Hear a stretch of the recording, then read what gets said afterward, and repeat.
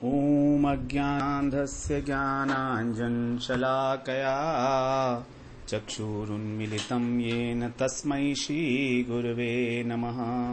वाञ्छाकल्पतरुभ्यश्च कृपा सिन्धुभ्येव च पतितानां पावनेभ्यो वैष्णवेभ्यो नमो नमः।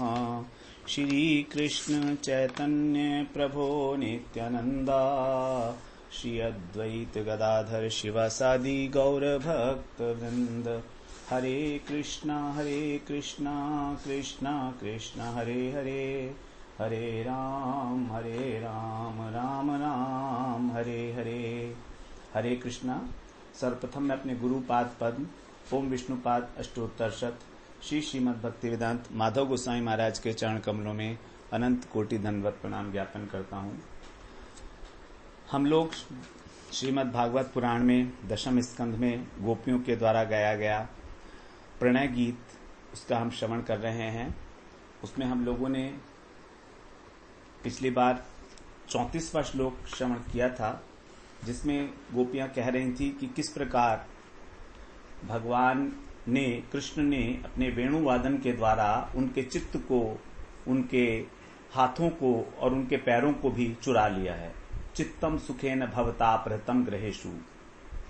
तो उनके जो हाथ घर के कार्य में लगे हुए थे वो अब घर का कार्य नहीं कर पा रहे हैं। उनका जो चित्त है घरों में आसक्त था, पति के अंदर, पुत्र के अंदर, माता पिता में, वो अब आसक्त भी नहीं रहा, आसक्ति नहीं रही। तो ऐसी कंडीशन में कृष्ण का ये कहना, बार बार ये कहना कि तुम घर लौट जाओ, ये किसी भी प्रकार से संभव नहीं है। जब तक भगवान की वेणुवादन नहीं श्रवण किया था तब तक ठीक था, तब तक आसक्त थे वो घर के अंदर। लेकिन जब भगवान की अनेक प्रकार की जो भंगियां हैं, भगवान की जो स्टाइल्स हैं, भंगी बोलते हैं उसको हिंदी में, तो जैसे भगवान की कई सारी भंगियां हैं, नयन भंगी, अंग भंगी, वचन भंगी, गमन भंगी, इतनी मधुर हैं। जैसे अंग भंगी क्या, भगवान त्रिभंग कहे गए हैं। त्रिभंग का मतलब 3 स्थान से जो टेढ़े हैं।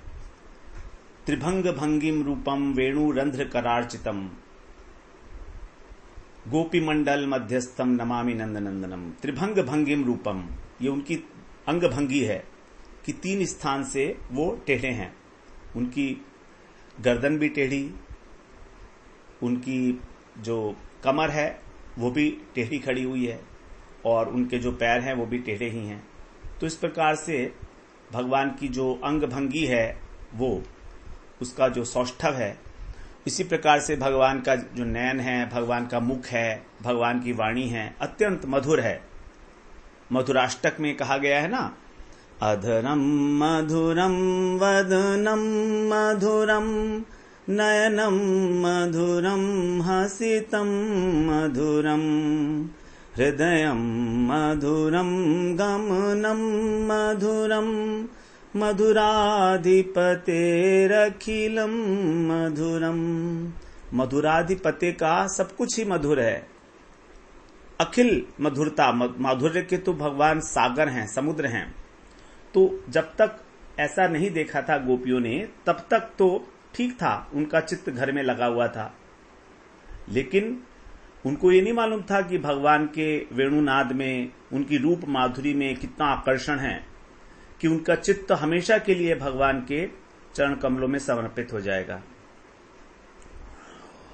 और भगवान के चरण कमलों में अपने आप ही समर्पित हो गया। कोई उनको प्रयास भी नहीं करना पड़ा किसी भी प्रकार का, क्योंकि भगवान का प्रत्येक अंग प्रत्यंग, वंशी वादन, उनका गमन, उनकी वाणी, सब कुछ परम आनंदमय है। और जीव मात्र जो है आनंद के लिए चेष्टा कर रहा है। अब भगवान तो परमानंद घन मूर्ति हैं, सच्चिदानंद स्वरूप हैं। तो यदि भगवान के प्रति आकृष्ट हो जाते हैं तो कोई दोष नहीं है। यही कह रही हैं गोपियां कि हम आपके प्रति आकर्षित हो गए, हम आपसे प्रेम करती हैं, तो इसमें हमारा कोई दोष नहीं है। फिर आप हमको बार बार घर जाने के लिए जो कह रहे हो वो हमको समझ में नहीं आ रहा है। तो इस प्रकार से गोपियों ने वहां पर अच्छे प्रकार से बता दिया कि आपने हमको किसी प्रकार के मोहिनी मंत्र से बांध लिया है। और अब हम कितना ही प्रयास करें तो भी यहां से नहीं जा सकती। पादौ पदम न चलत स्तव पाद मूलात, आपके चरणों को नहीं छोड़ सकती। और अगर हम छोड़ भी दें किसी प्रकार से, आप ही हमारी सहायता करो और हमको घर पर जाकर छोड़ आओगे, तो घर जाके भी क्या करेंगी? अब घर हमारा कोई काम भी नहीं होगा हमसे, घर से करौ अपि गृह कृत्ये, वो भी हमारा जो हाथों से काम करने का जो हमारी मन था, चित्त था, तो वो भी चोरी हो गया है और हाथ भी चोरी हो गए हैं। तो भगवान से बड़ी दैन्यता पूर्वक गोपियों ने यहां पर निवेदन किया कि आप हमें स्वीकार कर लो,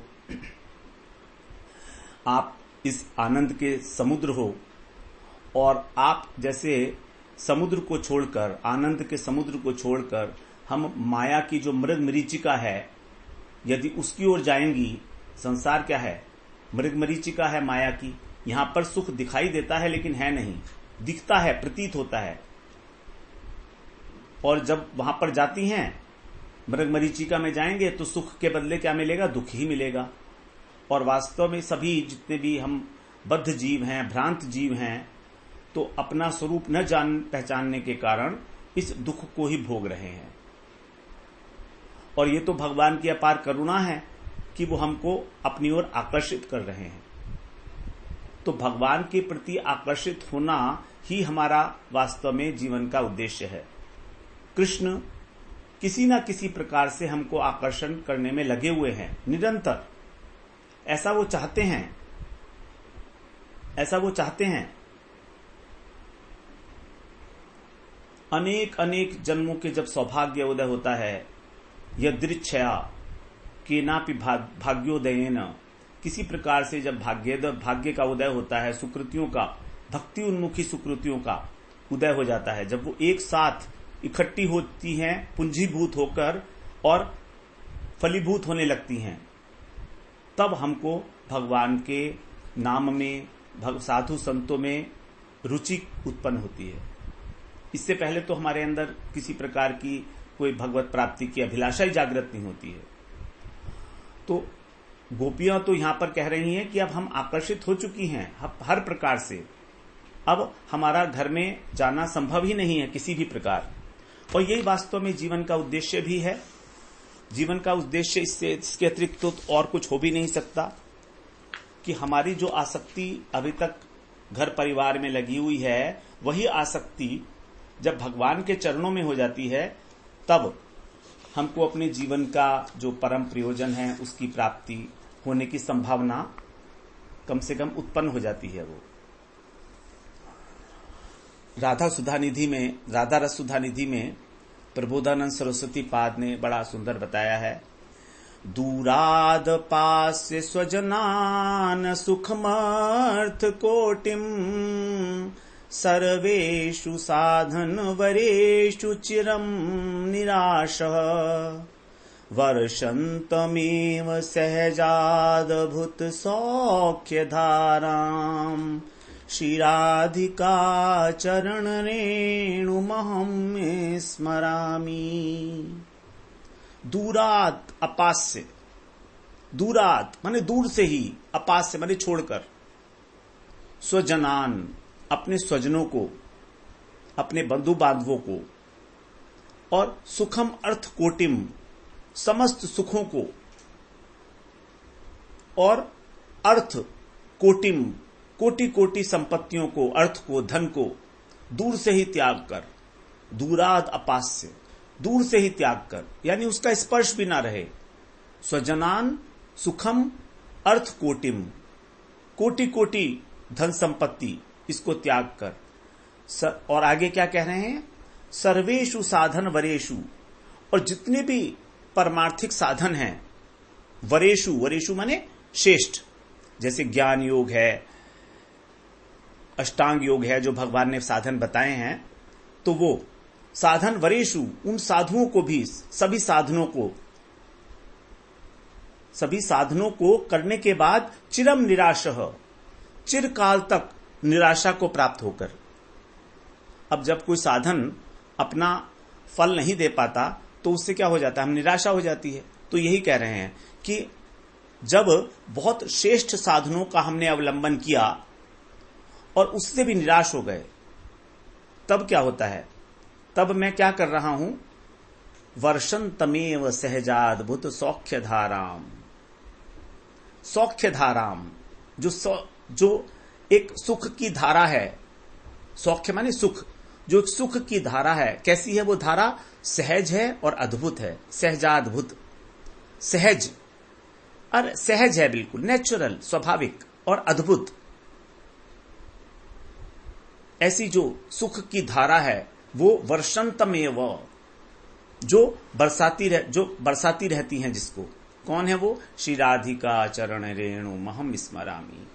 श्री राधिका जी की चरण रज का मैं स्मरण करता हूं। तो श्री राधिका जी की जो चरण रज है वही एकमात्र एक ऐसी वस्तु है जो सहज और आश्चर्यमय सुख की धारा को बरसाती है। वर्षंतमेव सहजाद्भुत सौख्य धाराम श्री राधिका चरण रेणु महम स्मरामी। तो यहां पर साधक ने अपने स्वजनों का त्याग कर दिया, अपने सभी लौकिक परलौकिक सुखों का त्याग कर दिया, अर्थ कोटिम अपनी अनंत धन संपत्ति का त्याग कर दिया, सभी साधनों का त्याग कर दिया। भगवत प्राप्ति के जो भी साधन बताए गए हैं, श्रेष्ठतम साधन यहां ज्ञान और योग के लिए कहा गया है, उनको भी त्याग करके श्री राधिका जी के चरण रेणु का स्मरण, यही है साधन। साधनों में जो साधन शिरोमणि है, भक्ति के अंदर भी जो चरम पराकाष्ठा है भक्ति की, वो वहीं पर जाकर पर्यवसित होती है। कहां पर? श्री राधिका जी के चरण कमलों में।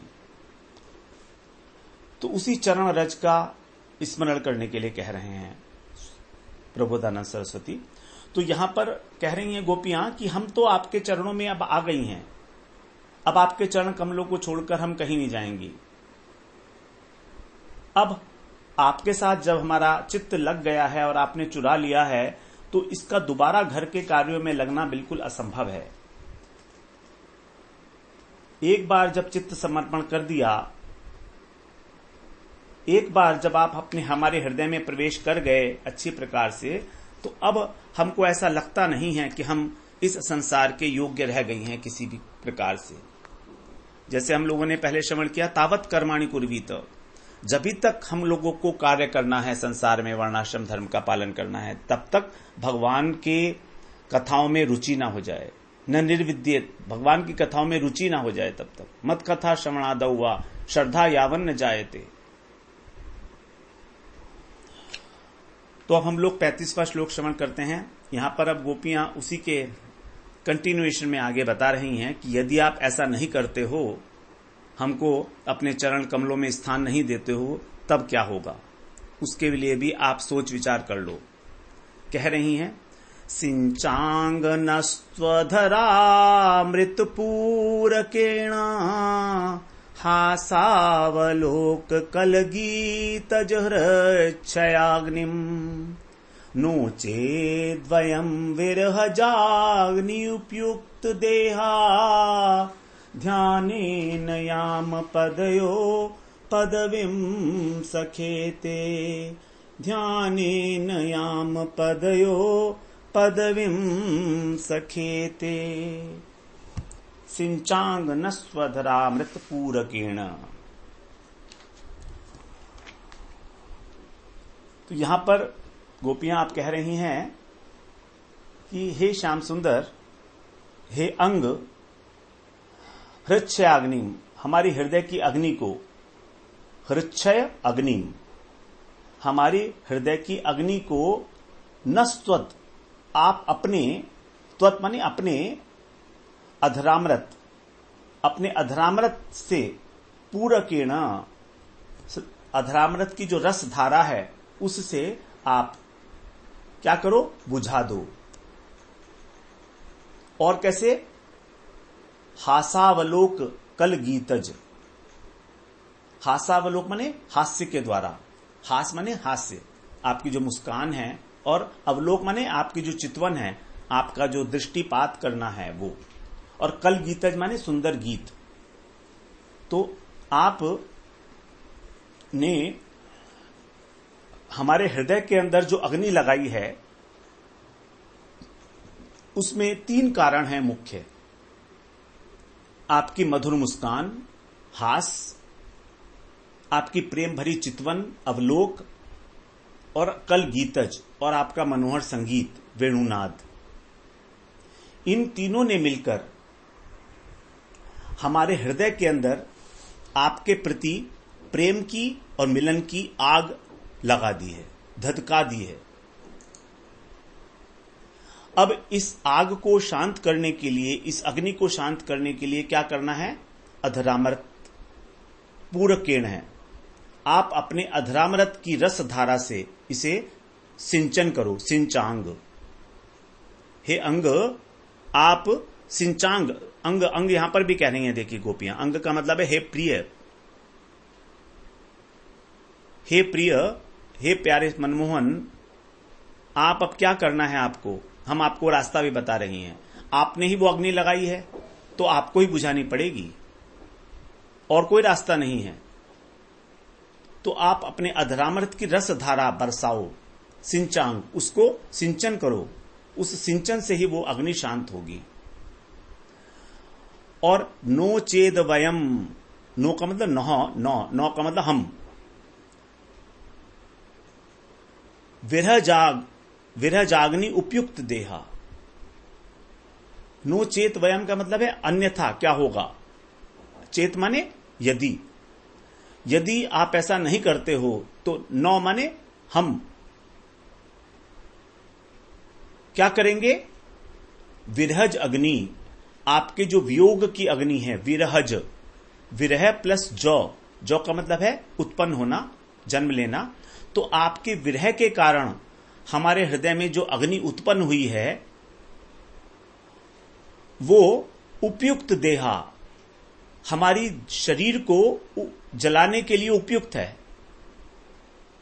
आप अगर उस अग्नि को शांत नहीं करते हो तो आप, हमारे अंदर जो अग्नि है वो इस शरीर को जलाने में उपयुक्त है, समर्थ है। अर्थात हम आपकी विरह व्यथा की आग से अपने शरीर को जला लेंगी। ये भगवान को चेतावनी दे दी उन्होंने। और क्या करेंगी? ध्यानेन याम पदयो पदविम सखेते। हे सखे, दूसरा एक संबोधन भगवान को, हे सखे, आप सखा हो हमारे। हमको, हमारी इच्छा है कि हम आपको प्राप्त करें। तो याम का अर्थ है प्राप्त करना। हम प्राप्त कर लेंगी, हमारे पास दूसरा ऑप्शन है। वो क्या है? ध्यानेन, ध्यान के द्वारा। हम ध्यान योग के द्वारा, ते माने आपके, पदयो माने चरण कमल, पदवी माने स्थान, आपके चरण कमलों में स्थान प्राप्त कर लेंगी। यामा माने प्राप्त कर लेंगी ध्यान के द्वारा। ध्यान के द्वारा हमारे हृदय की जो अग्नि है वो बाहर प्रकट हो जाएगी और हमारे शरीर को भस्म कर देगी। इस प्रकार हम अपना देह त्याग करके और आपके चरण कमलों को प्राप्त कर लेंगी। तो गोपियों ने यहां पर अपनी ओर से बिल्कुल स्पष्ट कर दिया है कि अगर आप, और सॉल्यूशन भी बताया कि आपको करना क्या है। आपको आपने जो अग्नि जलाई है उसको आपको ही बुझाना है। और यदि आप ऐसा नहीं करते हैं तो फिर हम ध्यान के द्वारा आपको प्राप्त कर लेंगे, आपके चरण कमलों को, आपका ध्यान करते करते।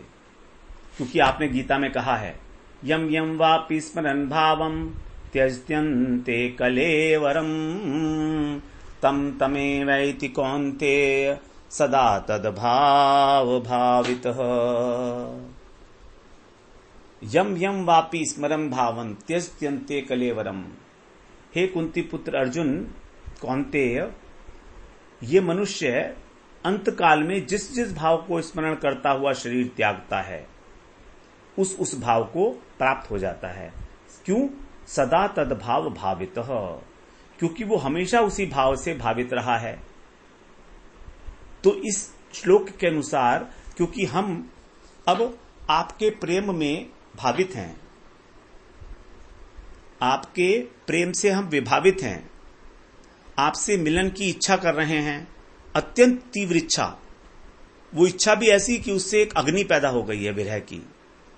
अब ये विरह जो है हमसे और सहा नहीं जा रहा है, इसलिए अब हमारे पास और कोई रास्ता और कोई उपाय बचा नहीं है। और ये हमारा जो शरीर है ये उपयुक्त है, उस अग्नि से जलने के योग्य है।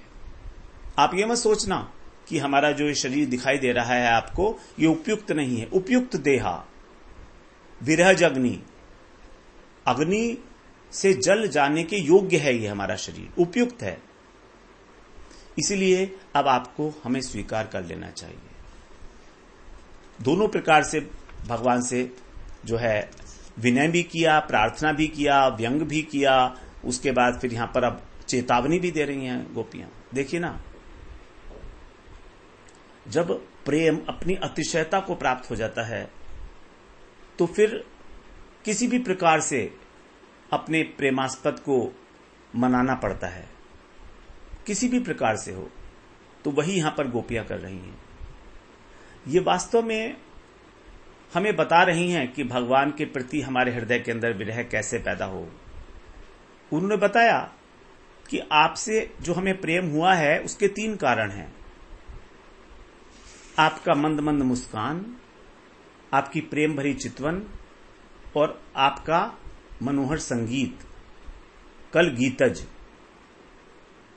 तीनों चीजें, मतलब भगवान का रूप, भगवान की वाणी अर्थात भगवान की कथा और भगवान का दृष्टिपात, भगवान का दर्शन, ये तीनों ने हमारे मन को आपके प्रति आकर्षित कर लिया है। तो we have to explore these particular things. भगवान का रूप कैसा है, अनंत सौंदर्यशाली हैं भगवान। हमारी जो भजन हैं, जो गीत हैं, उन सब में भगवान के रूप माधुरी की, वेणु माधुरी की, प्रेम माधुरी की चर्चा की जाती है, लीला माधुरी की। ये सबको श्रवण करनी चाहिए, तभी तो भगवान से प्रेम होगा ना। और जब प्रेम होगा तभी तो विरह की अवस्था उत्पन्न होगी। तो यहां पर जो हृदय के अंदर अग्नि पैदा हुई है उसको शांत करने के लिए गोपियां कह रही अधरामृत पूर किरण। पूर का मतलब होता है अतिशयता। पूर किरण अतिशयता के बोध में है, मतलब अमृत हमको बहुत छोटा मोटा अमृत नहीं चाहिए। हमारी जो हृदय की अग्नि है बहुत विशाल है। उस विशाल अग्नि को शांत करने के लिए हमको वर्षा चाहिए, बारिश होनी पड़ेगी रस की, रस वर्षा। जैसे अगर दावानल हो, अगर वन के अंदर और आग लग जाए, जिसको दावानल कहा जाता है, तो उसको बुझाने के लिए हम लोग बाल्टी के पानी से उसको शांत नहीं कर सकते, बल्कि उसके लिए वर्षा होनी पड़ेगी। बहुत समय तक, दीर्घ काल तक वर्षा होती है, तब दावानल शांत होता है जाकर। उसी प्रकार से आपको भी हमारे हृदय की अग्नि को शांत करने के लिए अतिशय रस वर्षण करना होगा। और आपके पास उस रस वर्षण की कमी नहीं है। आप समर्थ हो, आप समर्थ हो, आप ईश्वर हो, आप परमेश्वर हो। आप सारे जगत के ऊपर अपना अमृत का वर्षण कर रहे हो, अपनी कृपा का वर्षण कर रहे हो, लगातार कर रहे हो। और हम भी तो आपकी प्रजा हैं। नंद बाबा जो है यहाँ के राजा हैं और हम प्रजा हैं, तो हमको क्यों नहीं पिला रहे हो आप अपनी रस वर्षा। तो ये अग्नि साधारण अग्नि नहीं है, अद्भुत अग्नि है, तीव्र विरह की ज्वाला है ये। और इस विरह की ज्वाला में यदि इसको शांत नहीं किया गया, यदि इसका सिंचन नहीं किया गया, तो हमारा जो शरीर है दग्ध हो जाएगा। हम अपने शरीर की रक्षा नहीं कर पाएंगे। फिर आप ये मत कह देना कि तुमने मेरा बिल्कुल भी ध्यान नहीं रखा कि मेरा क्या होगा, मैं भी तो तुमसे बहुत प्रेम करता था, तुमने अपना शरीर को दग्ध कर दिया। हम तो अपने शरीर को दग्ध अभी तक इसलिए नहीं किया कि आप हमें बहुत प्रेम करते हो, यदि हम जल गई, मर गई, तो फिर आपका क्या होगा। तो यहां पर गोपियों में तत्सुख वांछा है। वो अपने सुख में सुखी नहीं है, वो भगवान के सुख में सुखी हैं। यही गोपियों की विशेषता है। उनके अंदर, स्वयं के अंदर इंद्रिय तर्पण की किसी प्रकार की लेश मात्र भी कामना नहीं है। लेश मात्र, रत्ती सी भी। केवल कृष्ण की प्रीति का अनुसंधान करना, केवल कृष्ण की इंद्रियों का तर्पण करना, उनकी इंद्रियों को सुख मिले ऐसा विधान करना। क्योंकि गोपियां जानती हैं कि कृष्ण उनसे बहुत प्रेम करते हैं। भगवान अपने भक्तों से कितना प्रेम करते हैं? अपनी आत्मा से भी अधिक भगवान अपने भक्तों से प्रेम करते हैं। अपनी आत्मा से भी अधिक। हमको अपनी आत्मा सबसे अधिक प्रिय होती है, लेकिन भगवान स्वयं अपनी आत्मा से अधिक अपने भक्तों को प्रेम करते हैं। इसमें किसी प्रकार का भी कोई संशय नहीं है। भगवान ने स्वयं ये बात कही है उद्धव जी से। 11वें स्कंध में 14वें अध्याय के अंदर 15वां श्लोक उद्धव जी से भगवान कह रहे हैं, न तथा मे प्रियतम आत्मयोनिर्न शंकरः न च संकर्षणो न शिरिर नैवात्मा च यथा भवान। न तथा मे प्रियतम आत्मयोनिर्न शंकरः आत्मयोनिर्न शंकरः न च संकर्षणो न शरीर नैवात्मा च यथा भवान।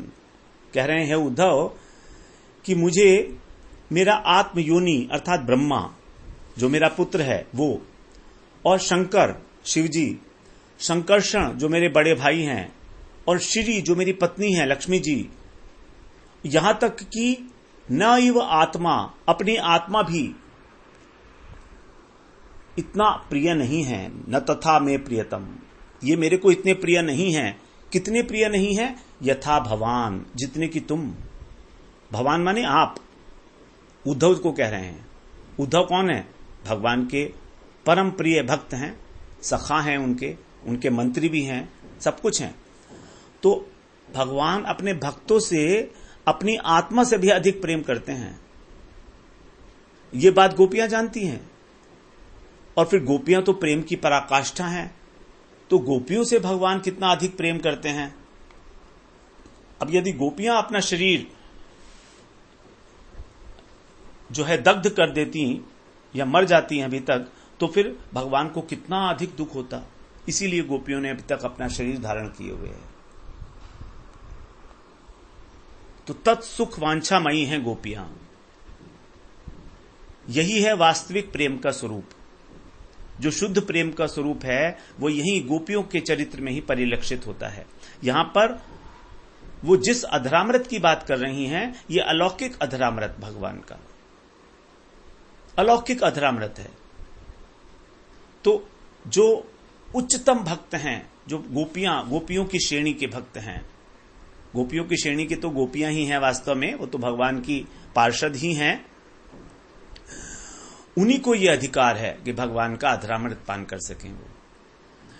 तो यहां पर गोपियों ने एक प्रकार से भगवान को अब अंतिम चेतावनी भी दे दी है कि अब आपको हमारे लिए करना ही होगा, कुछ ना कुछ हमारा इंतजाम करना होगा, वरना हम योगियों की भांति, जैसे योगी लोग होते हैं ना, तो वो अपने शरीर के अंदर ही योग के बल से अग्नि प्रज्वलित कर लेते हैं। जैसे सती जी ने की थी, जो दक्ष प्रजापति का यज्ञ हो रहा था, वहां पर सती ने अपने शरीर के अंदर से ही अग्नि प्रज्वलित की है। और यहां पर ब्रज में भी इस प्रकार का देखा गया है कि एक भक्त हैं, उन्होंने जब राधिका जी ने उनको स्फूर्ति नहीं हो रही थी, क्योंकि वो द्वारका हुए थे एक बार में, तो जब राधा जी की स्फूर्ति नहीं हुई और तो उन्होंने अपने शरीर को ही योगाग्नि के द्वारा दग्ध कर लिया कि जब मुझे राधा जी के चरणों की प्राप्ति नहीं होगी तो फिर मैं इस शरीर को धारण करके क्या करूंगा। तो इस प्रकार योगियों की भांति जो है गोपियां कह रही हैं कि हम अपने शरीर को विरहाग्नि से दग्ध करके और अपने शरीर का अंत कर देंगे। ये गोपियों ने कहा। यहाँ पर इस विषय में हम लोग फिर आगे चर्चा करेंगे। वांछा कल्पतरुभ्यश्च कृपा सिंधुभ्यैव च पतितानां पावनेभ्यो वैष्णवेभ्यो नमो नमः।